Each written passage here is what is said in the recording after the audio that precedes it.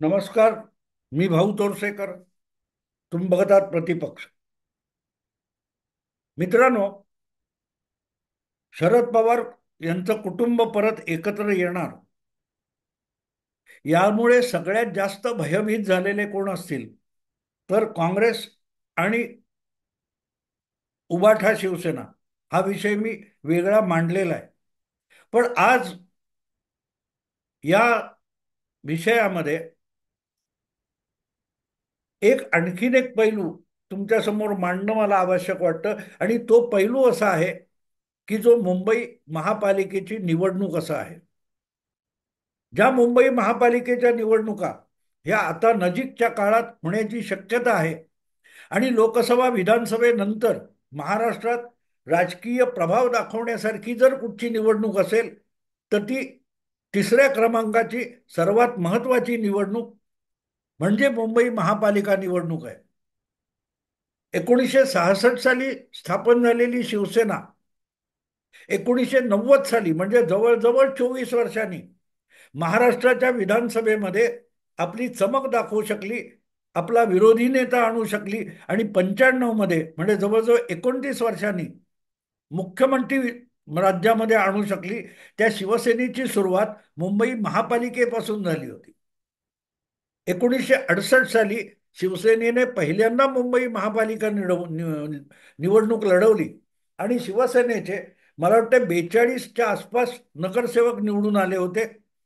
आणि एवढ्या मोठ्या संख्येने काँग्रेस वगळता निवडून आलेला एकपक्षीय जर कुठचा पक्ष असेल एक संघटनेचा, तर तो शिवसेना होता. त्याच्या आधी समिती वगैरे म्हणून मोठ्या संख्येने नगरसेवक निवडून आले. पण 42 नगरसेवक एका चिन्हावर एका पक्षाचे निवडून येणं ही 68 मध्ये घडलेली घटना आहे. त्यापेक्षा मोठा म्हणजे काँग्रेस पक्ष होता, बहुमतात प्रचंड मोठ्या संख्येने यायचा वगैरे. सांगायचा हेतू आहे की फक्त मुंबई महापालिका निवडणूक 68, 73, 78, त्याच्यानंतर 85, अशा 4 महापालिका निवडणुका शिवसेना लढवताना शिवसेनेच्या 2 पिढ्या राजकारणात झाल्या. या कालखंडामध्ये 90 मध्ये विरोधी नेता शिवसेनेचा होईपर्यंत विधानसभेत शिवसेना महाराष्ट्राच्या राजकारणातला एक प्रमुख घटक मानली गेली. याचं कारण, बाकीच्या महाराष्ट्रामध्ये शिवसेना ही फार मोठा प्रभाव दाखवू शकत नसली तरी मुंबई, ठाणे, कल्याण या मर्यादेत असलेली शिवसेना ही मुंबई महापालिकेतला तिचा जो दबदबा होता त्यामुळे राज्यातला एक प्रमुख राजकीय फोर्स म्हणून ओळखली गेली. कारण लोकसभा, विधानसभा आणि मुंबई महापालिका, कारण मुंबई महापालिकेचं जो अर्थसंकल्प आहे, बजेट आहे, हे बजेट हे देशातल्या अनेक उत्तरेकडच्या, ईशान्येकडच्या किंवा दक्षिणेकडच्या राज्यांपेक्षा मोठा अर्थसंकल्प मुंबई महापालिकेचा आहे. लोकसभेमध्ये 6 खासदार निवडून जातात.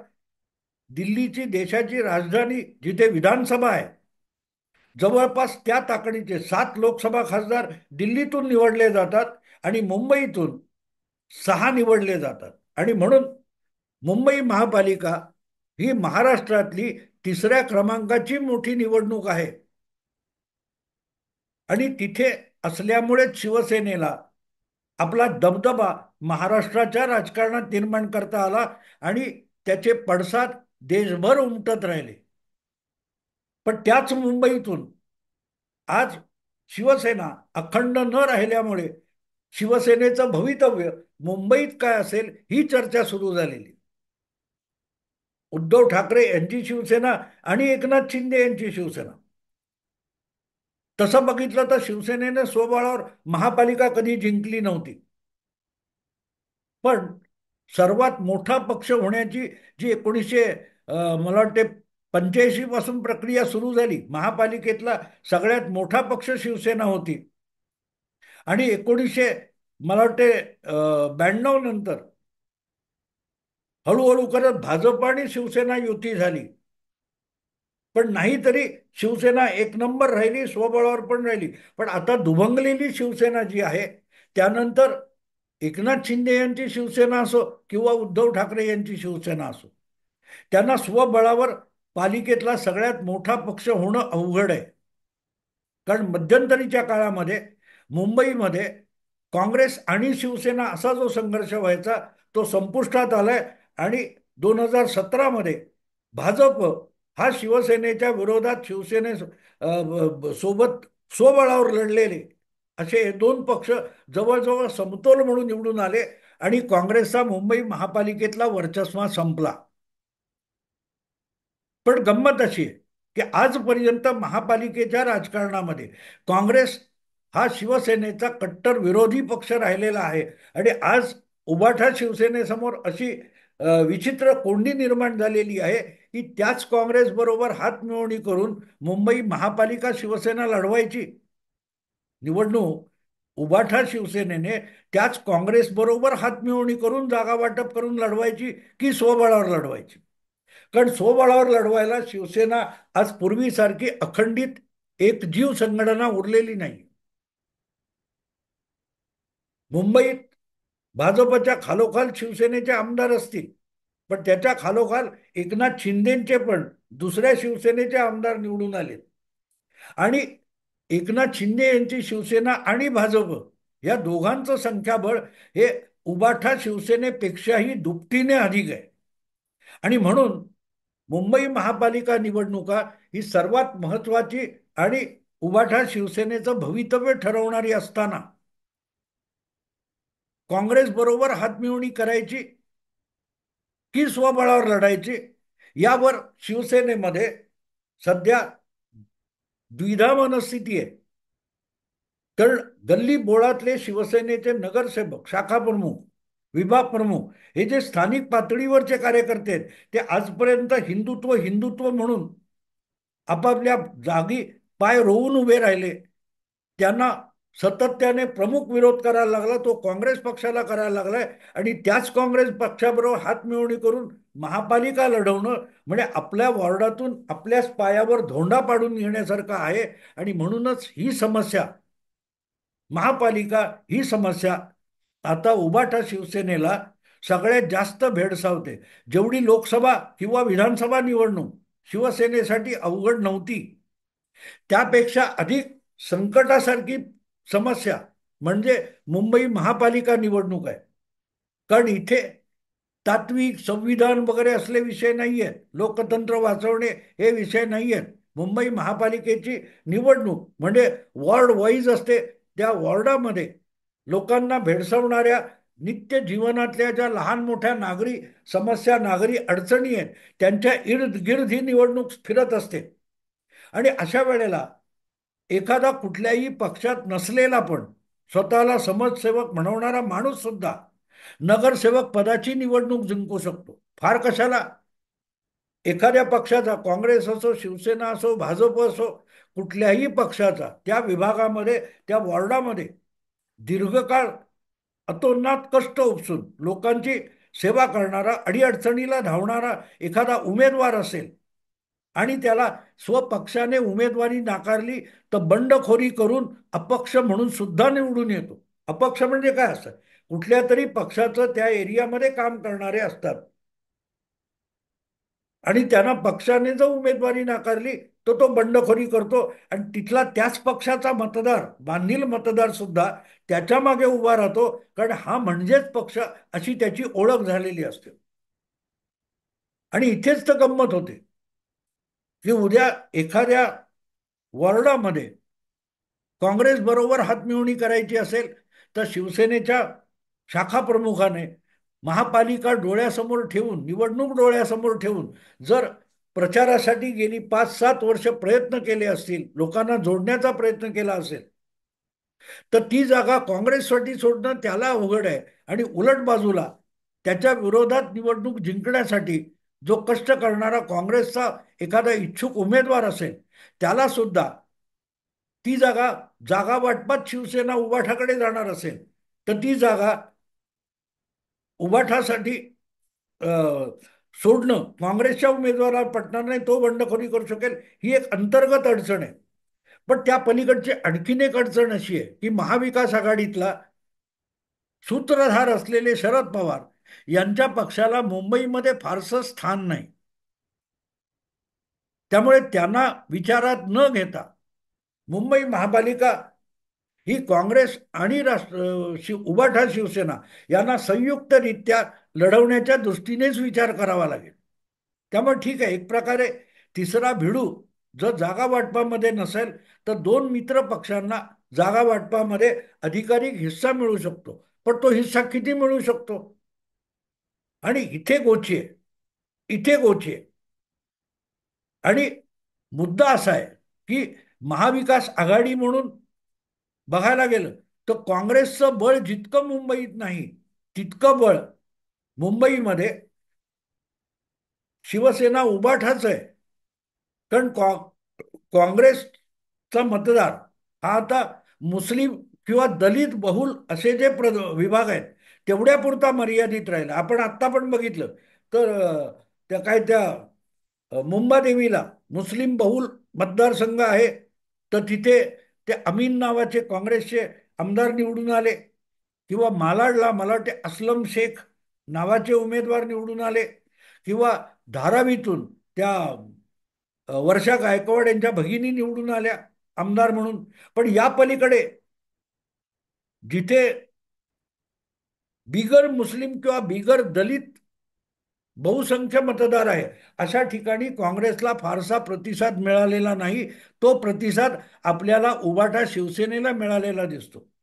मग काय संजय पोतनीस किंवा असे जे अरुण नर वगैरे असे जे निवडून आलेले आहेत किंवा माहीममध्ये तुमचे अ, महेश सावंत किंवा अ, वांद्रे पूर्वमध्ये वरुण सरदेसाई, वर्डीमध्ये आदित्य ठाकरे, लालबाग परळमध्ये तुमचे अजय चौधरी किंवा जामसुदकर हे जे निवडून आलेत हे बघितले आपण तर आपल्या लक्षात येतं की काँग्रेसला बिगर दलित बिगर मुस्लिम परिसरामध्ये जो प्रतिसाद मिळत नाही तो प्रतिसाद उभाठा शिवसेनेला मिळू शकतो. आणि म्हणून तुलना करायला गेलं तर महाविकास आघाडीतले हे मुंबईतले जे दोन मोठे पक्ष आहेत त्यांच्यामध्ये उभाठा शिवसेना हा अधिक शक्तिशाली पक्ष आहे. अधिक शक्तिशाली पक्ष आहे. पण तरीही आपणच आजपर्यंत मुंबईतला मोठा पक्ष होतो आणि म्हणून आपल्यालाच अधिक वाटा मिळाला पाहिजे हा दावा काँग्रेस करत राहणार. त्याला किती शरण द्यायचं हे उभाठा शिवसेनेला ठरवावं लागेल. अर्थात युती झाली तर. कारण उभाठा शिवसेनेचे बराचसे शाखा प्रमुख विभाग प्रमुख वगैरे त्यांचा दावा आहे की आपण स्वबळावर लढलं पाहिजे. स्वबळावर लढलं पाहिजे म्हणजे सगळ्या काय 200 सव्वा 200 जागा आहेत त्या स्वबळावर उभाटा शिवसेनेला लढवाव्या हा दावा आहे. आणि तो चुकीचा आहे असं मी अजिबात म्हणणार नाही. कारण 1985 मध्ये स्वबळावर महापालिकेची सत्ता बाळासाहेब ठाकरे यांनी शिवसेनेला मिळवून दिली. तेव्हा सगळेच्या सगळे शाखा प्रमुख आणि नगरसेवक होते त्या सगळ्यांना सरसकट उमेदवार करून टाकलं होतं आणि बाजी मारली होती. पण तेव्हा शिवसेना अखंड होती. आज एकनाथ शिंदे आणि उबाठा असे दोन शिवसेनेचे गट आहेत.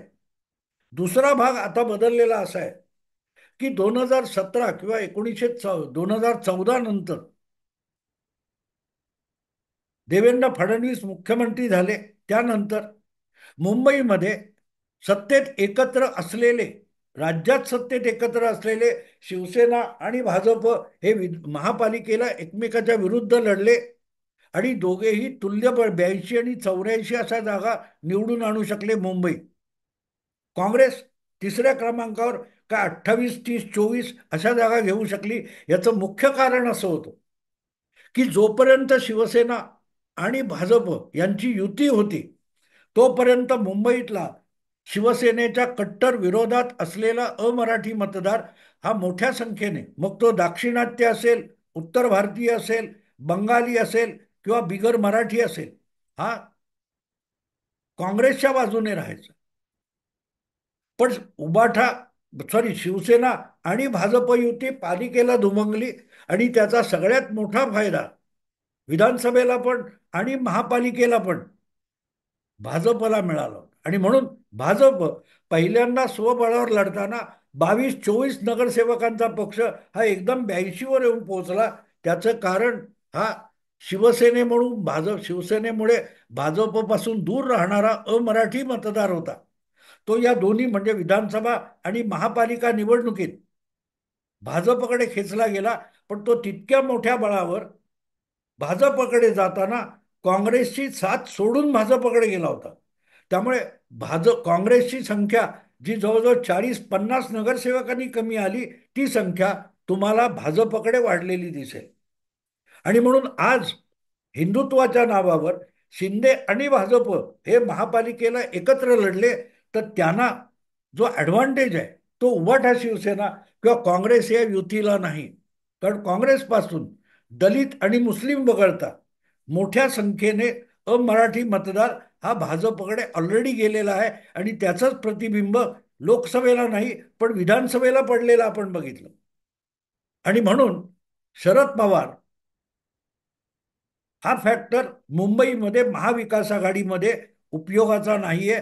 अशा वेळेला उभाठा शिवसेना आणि काँग्रेस यांच्यामधून महापालिका निवडणूक लढवायची, तर जागा वाटप होईल का, त्यांच्यामध्ये आघाडी टिकेल का, की आघाडी मुंबई महापालिकेसाठी नाही लोकसभा आणि विधानसभेसाठी असं ठरेल, हा विषय अतिशय महत्वाचा आहे. ऑलरेडी त्याचे आवाज उमटायला लागलेले. शिवसेना उभाठामधून स्वबळाची भाषा होते आणि काँग्रेसमधून सुद्धा स्वबळाची भाषा होते. पण ऑलरेडी शिवसेनेपासून दुरावलेले रवी राजासारखे काँग्रेसचे अनेक नेते हे भाजपला जाऊन मिळालेले. ज्या उभाठा in the sense Uddhav Thackeray ज्या अखंड शिवसेनेचं नेतृत्व करत होते, त्यांनीच मुंबई महापालिका लुटली, हा रवी राजासारख्या काँग्रेस नेत्यांचा दावा आणि आरोप आहे. अशा पार्श्वभूमीवर जेव्हा महापालिका निवडणूक होते, तेव्हा काँग्रेसच्या बाजूने किती अमराठी मतदार राहील शिवसेना सोबत घेतली, तर ह्या प्रश्नाचं उत्तर काँग्रेसला शोधावंच लागेल. आणि त्या प्रश्नाच्या उत्तरावर महापालिका निवडणूक काँग्रेसनी आणि शिवसेनेने उभाठाने एकत्र लढवायची काही नाही याचा निर्णय होईल. पण तशी नाही लढले तर मग उद्धव ठाकरे यांना आपल्याला सोडून गेलेला हिंदू मतदार याचा फटका बसणार आहे. त्याच्याबरोबरच काँग्रेसमुळे आपल्याकडे येऊ शकणारा मुस्लिम मतदार पण आपल्यापासून दुरावला, तर त्याचं नुकसान उद्धव ठाकरेंना सोसावं लागेल. आणि म्हणून उद्धव ठाकरे यांना भेडसावणारी सगळ्यात मोठी आजची समस्या ही मुंबई महापालिकेची. कारण आपल्या पक्षाचं अस्तित्व महाराष्ट्राच्या राजकारणात टिकवायचं असेल तर ठीक आहे, विधानसभा किंवा लोकसभेमध्ये फारसं प्रतिनिधित्व किंवा नगण्य प्रतिनिधित्व असताना सुद्धा शिवसेना दीर्घकाळ 50 वर्ष महाराष्ट्राच्या राजकारणात आणि देशाच्या राजकारणात आपला दबदबा निर्माण करू शकली. त्याचं एकमेव कारण देशातली आणि आशियातली सगळ्यात मोठी आणि श्रीमंत महापालिका असलेल्या मुंबई महापालिकेत शिवसेनेचा दबदबा होता. तो सुद्धा तो सुद्धा या महापालिका निवडणुकीतून संपेल का, ही भीती आज उद्धव ठाकरे आणि त्यांच्या निकटवर्तीय उभाठा नेत्यांना सतावते आहे. ती सतावते भीती. कारण शिवसेना मुंबईत सुद्धा दुभंगलेली आहे आणि मला वाटतं एकनाथ शिंदेचे 8 नगरसेवक 8 आमदार निवडून आले असतील, तर मग प्रश्न असा पडतो की महापालिकेच्या पातळीवर उभाठा शिवसेनेची ताकद आणखी किती घटणार. कारण ताकद किती घटणार याची फिकीर एकनाथ शिंदेना नाहीये. त्यांचे सगळं कार्यक्षेत्र हे मुंबईवर ठाण्यात आहे. पण मुंबईमध्ये एकनाथ शिंदे यांचे जे 6 का 8 आमदार आहेत, त्यातून त्यांना मिळणारी मतं मराठी आणि हिंदुत्वाची मतं अधिक भाजपची साथ बरोबर घेतली, तर ते उद्धव ठाकरे यांच्यापेक्षा अधिक नगरसेवक निवडून आणू शकतील. आणि भाजप जरी मोठा पक्ष झाला तरी मुंबईमध्ये उद्धव ठाकरे यांच्यापेक्षा अधिक नगरसेवक जर शिवसेना एकनाथ शिंदे गटाचे आले, तर उद्धव ठाकरे यांच्या पक्षाचं उभाठा शिवसेनेचं मुंबई पालिकेतलं अस्तित्व सुद्धा आणखीन आकुंचित आणि संकुचित होतं, आक्रस्त. आणि ते आक्रसलं तर मग भारतीय सोडा, पण महाराष्ट्राच्या राजकारणात सुद्धा उद्धव ठाकरे यांच्या शिवसेनेचा दबदबा आणखीन घटतो, कमी होतो. आणि 5 वर्ष पुढच्या लोकसभा आणि पुढच्या विधानसभा निवडणुका येईपर्यंत आपला पक्ष टिकवणं हे उद्धव ठाकरे यांच्यासाठी फार मोठा यक्ष प्रश्न बनू शकतो, फार मोठी कोंडी होऊ शकते. आजच कोंडी आहे की महापालिका निवडणूक स्वबळावर लढवायची की महाविकास आघाडी म्हणून लढवायची. ही उद्धव ठाकरे यांच्यासाठी सगळ्यात मोठी कोंडी आहे. ती ना काँग्रेससाठी आहे, ना शरद पवारांसाठी तर बिलकुलच नाही. आणि म्हणून लोकसभा विधानसभा संपल्यानंतर येऊ घातलेली होईल तेव्हा पुढच्या 4-6 महिन्यामध्ये महापालिका निवडणूक ही उद्धव ठाकरे यांच्यासाठी सगळ्यात मोठं संकट म्हणा, प्रश्न म्हणा, जे काय आहे ते. बघू त्यातून ते कशी वाट काढतात. मी आत्ता इथेच थांबतो. आवडलं लाईक करा, शेअर करा आणि प्रतिपक्षाला सबस्क्राईब करा. नमस्कार.